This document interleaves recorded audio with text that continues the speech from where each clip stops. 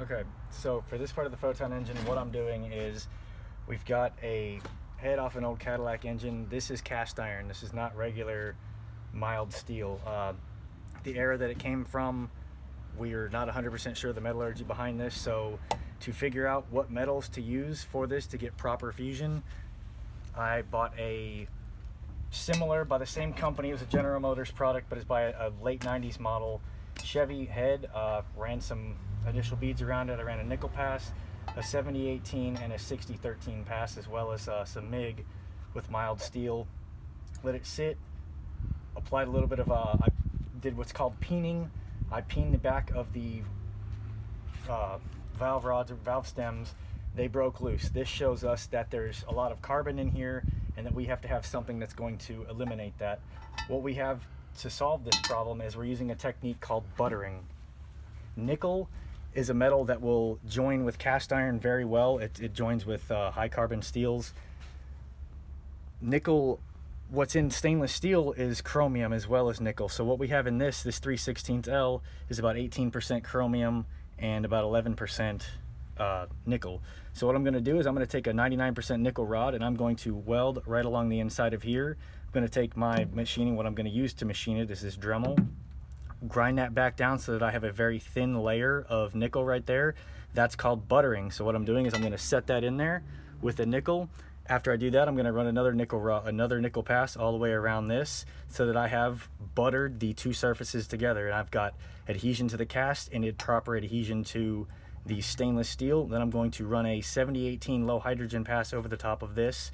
That is a more hardened, metallurgically it matches the cast more than the stainless does, but that rod will also grab hold of the nickel and allow a nice flat, sexy, full fused bead.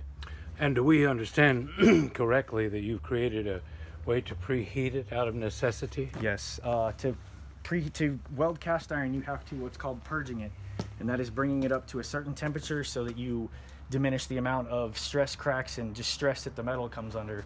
I've built this barbecue pit out of an old oven or an old barbecue I had at home, put some coals inside there, have let them cook down to around 700 degrees. I'm going to set the piece of cast iron on that, bring it up to about 600 degrees, let it cool back down to about 400, run a pass on it, check my porosity, so I'm making sure that the gases inside the stain or inside the cast are being able to purge out of it so that they do not get inside of my welding pool and create slag and porosity.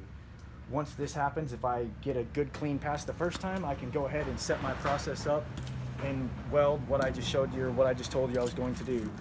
If I run a pass on this and there's a lot of porosity and gas built up inside there, I have to purge it back up to temperature again, let it drop about 150 below that, run a pass again until I have to repeat this process until I get no porosity in my weld.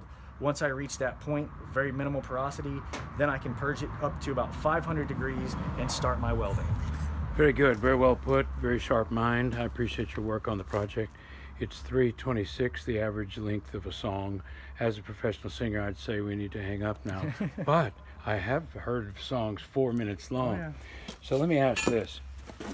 This appears to be the result of going to a special process where this, using very special equipment, was Yes. drilled out larger. I took this to a machine shop down the street from my fabric coating company and had him machine this out to slightly, about a 64th of an inch over the outside diameter of this pipe that we're going to use to direct our photons or the light that is going to initiate this reaction. We're also going to, on the top of this, have some other pressure gauges and other sensitive testing equipment that we can hook up as well. Thank you for your time. Yes.